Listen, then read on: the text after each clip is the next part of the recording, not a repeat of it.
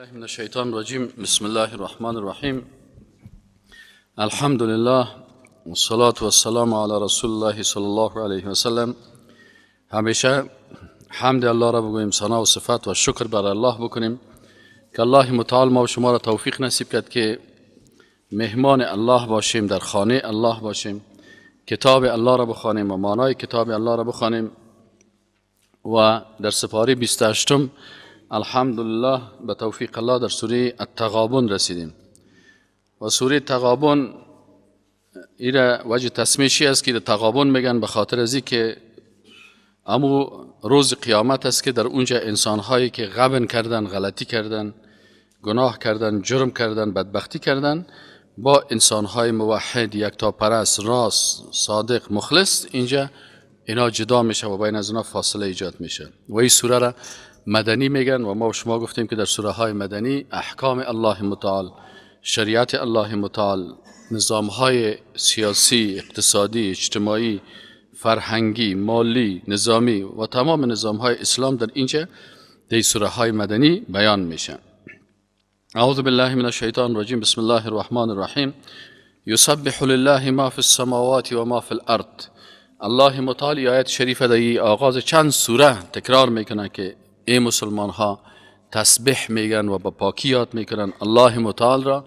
ما فی السماوات، تمامی مخلوقاتی که در آسمان ها هستند، و ما فی الارض، و تمامی آن مخلوقاتی که در زمین هستند. له الملک، متوجه باشین که خاص بر الله هست مالکیت، الله هست مالک متصرف، الله هست حفظ کننده آسمان ها و زمین، الله هست نگهدارنده کابل و مزار و هیرات و قندار، الله هست حفظ کننده تمام کائنات. از این خاطر بر از اون مالکیت تمام مخلوقات و تمام کائنات مربوط الله میشه.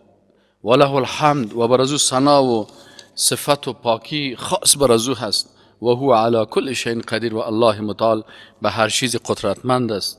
الله متعال میگه هو الذی خلقکم، الله ذاتی است که خلقکم، این توحید ربوبیت است. الله ذاتی است که شما را خلق کرده. فمنکم کافر و منکم مؤمن، بعضی از شما ای الله خالق شما هست لکن دین اجباری نساخته، بر شما اختیار داده و اراده داده. فمنکم، بعضی از شما کافرون، کافر میشن، و منکم مؤمن، و بعضی از شما مؤمن میشن. والله بما تعملون بصیر، و الله متعال با آنچه که عمل میکنن خوب عمل شما را میبینه که شما کار مؤمنین نمیکنین یا کار کافرا را. خلق السماوات والارض بالحق، الله متعال خلق کرد آسمان ها و زمین با حق، با توحید. الله خلق کرد آسمان، شما آسمان ها را ببینین، به قدرت الله تسلیم شوین، وحدانیت الله را قبول بکنین. والارض، و زمین خلق کرد تا شما وقتی که مخلوقات زمین میبینین، هر برگ درختای سبز در نظر هوشیار، سعدی رحمت الله علیه میگه که برگ درختان سبز در نظر هوشیار هر ورقش دفتر است معرفت کردگار. ای آسمان های، ای زمین، کل از اینا چی هستن؟ به خاطر شناخت الله هست، به خاطر توحید الله هست. و صورکم، و الله متعال شما را صورت بندی کرد، تصاویر شما را مختلف ساخت. فاحسن صورکم، پس بسیار زیبا شما را خلق کرد. یعنی در بین از این تصاویر که است، بهترین تصویر چهره انسان هست. و الیه المصیر، و به طرف الله متعال بازگشت شماست. یعلم، الله میداند، ما فی السماوات، آن چیزی که در آسمان ها هست، والارض، و در زمین است. و یعلم، و الله میداند، ما تسرون، آن چیزی را که شما سری و پت انجام میتین. و ما تعلنون، و آن چیزی را که آشکار و علنی انجام میتین. والله علیم بذات الصدور، الله از سینه هایتان، از آن چیزی که در صدر شما هست، از قلبتان، الله بسیار با خبر است. الم یأتیکم نبأ الذین کفروا من قبل، آیا نامد بر شما خبر نبأ، خبر میگه، آیا بر شما نامد خبر الذین، کسانی که کفر و کافر شدن من قبل و پیش از این، فذاقوا وبال امرهم، اونا باز چشیدن وبال، امو جزا و مصیبت امرهم، کارهایشان را. ولهم عذاب علیم، بر از اینا عذاب بسیار دردناک است. ذالک، چرا این عذاب بر از اینا نازل شد؟ به خاطر ازی که بانه کانت تأتیهم رسولهم بالبینات، به ای که میامد پیش از اینا پیغمبرانشان بالبینات، با دلایل بسیار روشن، با معجزه ها. فقالوا بازی ها میخستن کلانکاری میکردن، میگفتن ابشر یهدوننا، ای بشری انسان آمده ما را راهنمایی میکنن؟ نه، تا که ملائکه نبیه ما این قبول نداریم. فکفروا بازی ها کافر شدن و تولوا و روی خود را گشتاندن. و استغنى الله، و الله استغنا کرد از اینا، هیچ پروایشان نکرد. اگه کل دنیا کافر هم شود، الله متعال غنی هست عن العالمین، محتاج نماز خواندن و روزه گرفتن و ایگپای از اینا نبود که یا چیزشان. والله غنی حمید، الله بسیار بی نیاز است و حمید و حمد کرده شده هست. اگر مثلا 10 نفر 20 نفر 100 نفر کافر شود، 1000 نفر کافر شود، آنقدر بنده های الله هست که ایران میمونیم. یک وقت ما در مکه مکرمه رفتیم، ما دیگه یک چند قدمی هتل تال دادم، گفتم برو انشالله اگر یک 15 دقیقه 10 دقیقه وقت بانم که برم اونجا، مسجد خود جای زیاد است. تا که اونجا رفتم سعی کردم سیل میکنم که مسجد خود پر است، دروازه هایش بسته شده. چی گپ است؟ گفت نه دیگه جای نیست. عالی طرف اولی مسجد یام پر است، بیرون مسجد ساحه است یام پر است. آخر آمدیم در کجا نماز خواندیم که هیچ جای نبود. در روی سرک یک جای قیر بود، این طرف هم کوت قیر بود، این طرف خاک بود. الله نشان داد که اگر تو یک دقیقه طالب بودی، بنده های الله هست برای عبادت الله که دروازان بر تو باز نمیشه. همونجا گفتیم سبحان الله والله غنی حمید، الله غنی هست، به عبادت کس نیاز نداره. ما محتاج هستیم به عبادت الله و حمد و ثنا و صفت الله را کلگی میکنه. سعی کنی افریقایی، اروپایی، سفید پوست، سیاه پوست، مالیزیایی، قد بلند، قد پخش، رنگ‌های مختلف، اونجا باز درک میکنن سبحان الله کسی که چقدر مردم گریه میکنن، اخلاص میکنن. مردم افغانستان خب بسیاری ببینید جا که میرن موبایلک جدیدش هست، تمام روز عکسای سلفی میگیرن. نگاه را که سعی کنی که عبادت هست، که تقوا هست، که گریه میکنه، که خدا در پردای کعبه ویزان کردن، خدا در هر چیز سعی کنی، تو ایران میمانی میگه سبحان الله والله غنی حمید. زعم الذين كفروا، گمان کردن کسانی که کافر شدن، ان لن یبعثوا، که یا مبعوث نمیشن، دوباره زنده نمیشن. قل بلا و ربی، برشان بگوی رسول الله صلی الله علیه و بله و ربی، و قسم است به رب من، قسم است به خالق من، قسم بخو برشان رسول الله صلی الله علیه و سلم. از این خاطر علما میگن قسم حق جایز است، قسم ناحق نارواست. بعضی کسا در قسم حق هم میترسن، سر شکست تومت میکرده باشن، میگه خیلی قسم بخور. نه والا من قسم اگه بخورم عذاب الله می، قسم حق پروا نداره. حالا الله و رسول الله هم چی میگه؟ قل بگو برشان بله بله و ربی، و قسم بخو، بگو قسم از به رب ما. پس رسول الله هم گفت، الله گفت قسم برشان، بگو چی بگو برشان؟ بگو قسم از به الله که لتبعثن، که حتما شما مبعوث میشین، زنده میشین. ثم سپس لتنبؤن، باز برای شما خبر داده میشود بما عملتم. این ثم به خاطر چی هست؟ انسان که مبعوث میشه 50,000 سال در روز قیامت میمانه. نگفت که کمی زنده شدی بر تاجل خبر داده میشه. منتظر هستی و هستی انسان ها به اندازه در انتظار می باشن پیش آدم علیه السلام میرن، پیش نوح علیه السلام میرن که ای آدم علیه السلام تو خب پدر بشریت هستی، تو یک دعا بکن که پروردگار متعال می ترازوی میزان بگذاره که ما خب بیخی از سختی های قیامت است. باز پیش نوح علیه السلام میرن، آدم علیه السلام میگه نفسی مرا غرض نگیرین، ما در غم جان خود هستم. پیش نوح علیه السلام میرن، پیش موسی علیه السلام، پیش ابراهیم علیه السلام، آخر پیش رسول الله صلی الله علیه و وقتی که میه باز رسول الله هم سجده میکنه برای الله. شفاعت هم خادی نیست که هر کس هر چی که دلش بگه. من ذا الذی یشفع عنده الا باذنه، کی میتونه پیش الله شفاعت بکنه مگر به اجازه الله. رسول الله میره سجده میکنه، اجازه میخواد از الله. الله برش میگه سرت بلند بکن، چی میخوای پیغمبری؟ شفاعت کبرا میگه. باز رسول الله میگه یا الله مردم در حالت سخت قرار دارن، اگر همین ترازو شروع شود، حساب شروع شود، که الله متعال میگه قسم بخو برشانه رسول الله که لتبعثن، شما چی میشین؟ زنده میشین. ثم سپس لتنبؤن، 50,000 سال در میدان حشر. این مخلوقات که از اول زمان آدم علیه السلام گرفتن تا آخرین انسان چند بیلیارد و چند تریلیون انسان میشن. این محاسبه از یا ذره ذره در یک روز میشه که او چقدر وقت است؟ 50,000 سنه. 50,000 سال. 50,000 سال در روز قیامت انشاءالله ما و شما اونجا می باشیم. ثم لتنبؤن بما عملتم، باز بر شما خبر داده میشه که چی کار کردین، دفتر اعمالتان باز میشه بدن.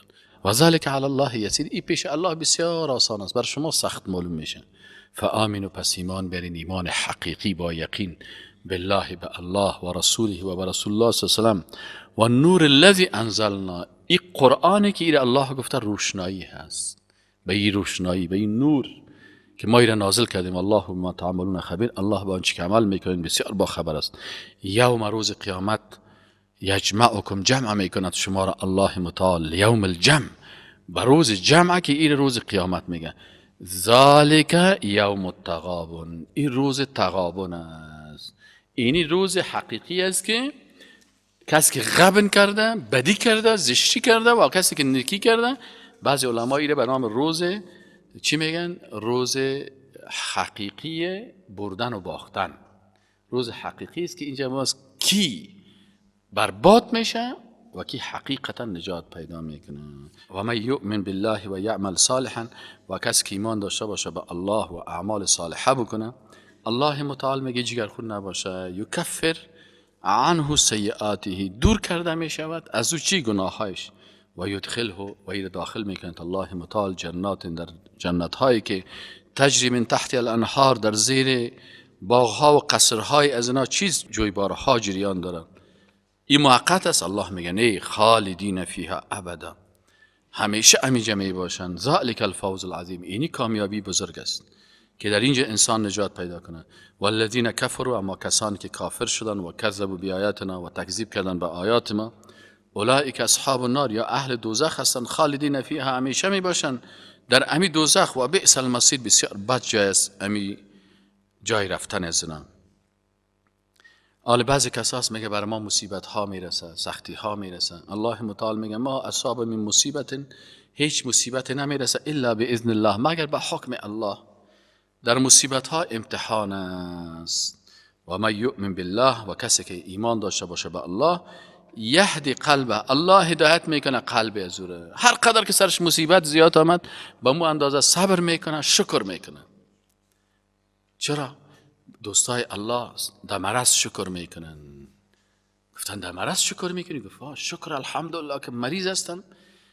چرا؟ مریض 24 ساعت در ذکر الله میباشه، در عبادت الله میباشه، قلبش با الله میباشه، به طرف الله هر لحظه آماده رفتن است. گفت شکر است نسبت به اینکه در گناه مبتلا باشم که یک دفعه غضب الله سرش بیه، هلاک شوه و این در حالت گناه. پس این وقتی که میگه برای مسلمان ها میگه که وقتی براتون مصیبت میه، سختی میه، مرض میه، درد میه، این از جانب الله هست، حکم الله هست، تسلیم حکم الله باش. و کسی که ایمان به الله داشته باشد، باز الله قلب از این هدایت میکنه. بزرگترین نعمت الله برش میده. با مصیبت و صبر در مصیبت، بهترین نعمت چی است؟ هدایت قلبی هست. والله بكل شيء علیم، الله به هر چیز عالم است. الله میفهمه که به خیر تو چی هست. از این خاطر اشد الناس بلاء الانبیاء، الله میگه زیادتر کسایی که امتحان میشن کی هستن؟ پیغمبرها هستن. زیاد سختی ها سر کی میه؟ سر پیغمبرانه. اشد الناس بلاء، زیاد امتحان سر کیست؟ سر پیغمبر است. ثم الامثل فالامثل، باز هر کسی که به پیغمبر نزدیکتر باشه سر از سختی زیاد میه. و اطیع الله، و اطاعت از الله بکنین، و اطیع الرسول، و اطاعت از رسول الله صلی الله علیه و سلم بکنین. ایناله بعضی کساس میگه ما قرآن قبول داریم، سنت قبول نداریم، ما آیات قبول داریم، یه حدیث قبول نداریم. الله میگه نه، اسلامی نیست. اسلامی است که هم اطاعت الله را بکنی، قرآن را بپذیری، اطاعت از رسول الله صلی الله علیه و سلم بکنی، احادیث رسول الله صلی الله علیه و سلم، سنت ها را بپذیری. و اطیع الله و اطیع الرسول، اطاعت هم از الله بکنین و اطاعت از رسول الله صلی الله علیه و سلم بکنین، هم قرآن بگیرین هم سنت بگیرین. فان تولیتم، اگر شما باز رو بگردانین، فانما، پس یقینا که علی رسولنا، بالای رسول ما، وظیفه پیغمبر ما چی است؟ البلاغ المبین، تبلیغ آشکارا. پیغمبر هم قرآن بیان کرد، هم سنت بیان کرد، لحظه به لحظه، از طهارت گرفته تا خلافت. دمی تشناب که داخل میشی، داخل شدن در تشناب، نشستن در تشناب، روی باید کدام طرف باشه، با کدام، با چند مثلا وسیله تنظیفی تو باید خدا نظافت بکنی، چه قسم وضو بکنی، چه قسم تا سیاست و حکومت و خلافت، از طهارت تا خلافت کلش رسول الله صلی الله علیه و یک بیان کرده. وظیفش بلاغ مبین است، آشکارا. الله لا اله الا هو، توحید الوهیت است که میگه الله او ذات هست که لا اله نیست هیچ کس مستحقی که ذاتش عبادت شود و قانونش تطبیق شود الا بغیر هو، از او فقط به استثنای الله عبادت کسی دیگر نمیکنه. انسان موحد و اطاعت از شریعت الله را فقط میکنه، قوانین دیگر را نمیپذیره. و علی الله فلیتوکل المؤمنون، و بر الله توکل میکنه مؤمنان. این توحید در توکل است، عبادت قلبی. یا ایها الذین آمنوا، ای مؤمنان، ان من ازواجکم و اولادکم عدوا لکم فاحذروهم، احتیاط بکنین بعضی از همسرایتان و اولادهایتان این دشمن شما هستن. چه وقت اولاد و خانم به دشمن مبدل میشه؟ وقتی که مانع تطبیق شریعت الله شوند. تو به اونا اقا مصروف شوی که بالاخره تو را در دوزخ برتن. حالا بسیاری کساس حرام میاره، رشوت میخوره، اختطاف میکنه، مال مردم میخوره، دروغ میگه، غلطی میکنه، میاره برای کی؟ بر خانم اولاد خود. الله میگه ای بر تو دشمن قرار میگیره. نفقی حلال بتل، چیزی که حلال است پیش روش بیار بر. فاحذروهم، احتیاط بکنین. و این تعفو، اگر شما عفو بکنین و تصفحوا و صفحه یا چی کنین، خودگذری بکنین، و تغفروا و مغفرت بکنین، فان الله غفور رحیم، یقینا که الله متعال بسیار بخشاینده هست و مهربان است. انما الله متعال میگه یقین داشته باشین که اموالکم و اولادکم فتنه، اموالتان و اولادتان چی هست؟ فتنه، امتحان شما هست. بسیاری کسا به خاطر مال خود از عبادت الله، از جهاد الله، از دعوت الله به خاطر مال خود دور میشن، و بعضی کسا به خاطر اولاد خود. الله میگه که اموال اولادتان چی است؟ فتنه است، امتحان بزرگ است برای شما. والله عنده اجر عظیم، و به نزد الله اجر بسیار بزرگ است. فاتقوا الله، پس بترسید از الله، تقوا بکنین، ما استطعتم، به اندازه تواناییتان. یعنی وقتی که تقوا هم میکنین، بعضی کسا در تقوا آنقدر سر خود فشار میاره که بیشتر از توانش. الله متعال میگه نه، تقوا بکنین به اندازه تواناییتان. یگان تا جوانا رو ببینی کمی روز اول یک کم 4 کلمه رو یاد گرفت، بازی میخیزه در مقابل کلگی استاد میشه، او را هم رد میکنه، او را هم رد میکنه، او را هم رد میکنه. یک وقت که ببینی که در میدان تنها میمانه، باز نمیتونه، باز بیخی دیگر از گریانایش سر میکنه و در مجلس میشینه، والا چطور است، والا پدرمون. نه، فاتقوا الله ما استطعتم، با استطاعت توانیتان تقوا بکنین. اگر استاد نماز خوانده میتونستی، بسیار خوب، تقوا بکن، استاد نماز بخوان. مریض بودی، 6 تا هم نمیتونستی، وضعیتت خراب بود، چی کن؟ به پهلو افتاده.